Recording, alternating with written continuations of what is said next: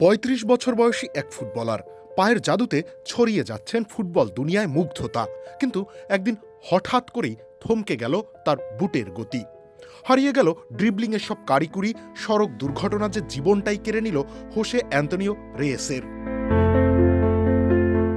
স্পেনের উত্রেরা শহরের এক অতি সাধারণ পরিবারে ১৯৮৩ সালে জন্ম রেয়েসের।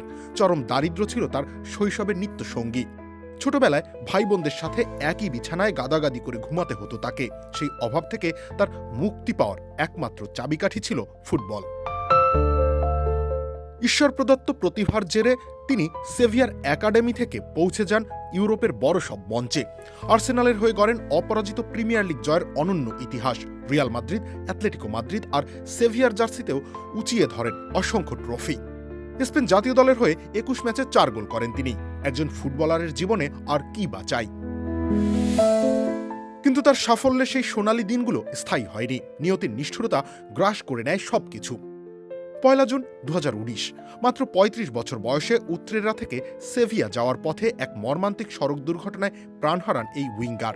অথচ মৃত্যুর মাত্র কয়েক সপ্তাহ আগেই নিজের ক্লাব এক্সট্রিমাদুরাকে অবনমন থেকে বাঁচিয়েছিলেন রেস। মাঠের লড়াই শেষে তিনি তখন পরিকল্পনা করছিলেন এক সুন্দর আগামীর। সেই আগামী আর কোনোদিন আসেনি তার জীবনে। কারণ জীবন সবসময় আমাদের হাতে লেখা চিত্রনাট্য মেনে চলে না। নিজেদের সবটা দিয়ে আমরা লড়ি, তিল তিল করে স্বপ্ন সাজাই, অথচ হুট করেই সব বদলে যায়। ঠিক সেভাবেই হয়তো হোসে অ্যান্তোনিও রেস অকালে বিদায় নিয়েছেন। তার এই প্রস্থান আমাদের মনে করিয়ে দেয় জীবনের নশ্বরতা।